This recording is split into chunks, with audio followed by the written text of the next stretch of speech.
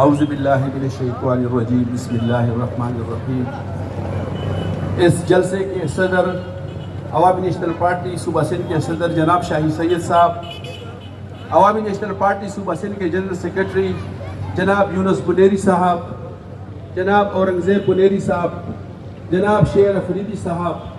اس ضلع کے صدر جناب فہیم جان صاحب، جنرل سیکرٹری جناب رؤف داوڑ صاحب، اور اسٹیج پہ بیٹھے ہوئے میرے عمائدین بزرگان اور پنڈال میں بیٹھے ہوئے میرے بھائیوں، السلام علیکم۔ پتھر تھا مگر برف کے گالوں کی طرح تھا،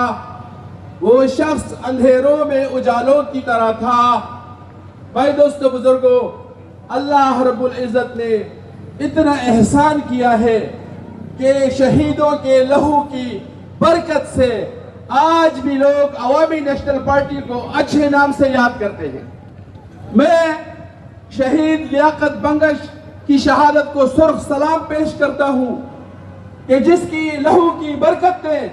آج بھی اس پہلوان گوٹ کو اور اس ضلع کو یکجا کر کے رکھا ہوا ہے، اور اس ضلع کے لوگوں کو خراج تحسین پیش کرتا ہوں کہ اپنے شہید کو آج تک نہیں بھولے اور ہر سال اس کی برسی کی یاد مناتے ہیں۔ بھائیوں، جو لوگ اپنے شہداء کو یاد رکھتے ہیں وہ قومیں زندہ رہتی ہے۔ آج عوامی نیشنل پارٹی کا یہ جلسہ ایک چھوٹا سا تعزیتی جلسہ جو بہت بڑے جلسے کی شکل اختیار کر رہا ہے، اس بات کی دلالت کرتا ہے کہ اےاین کے شہداء کا لہو اس عوام کی بہبود کی خاطر بہا ہے، اور اےاین نے قربانیاں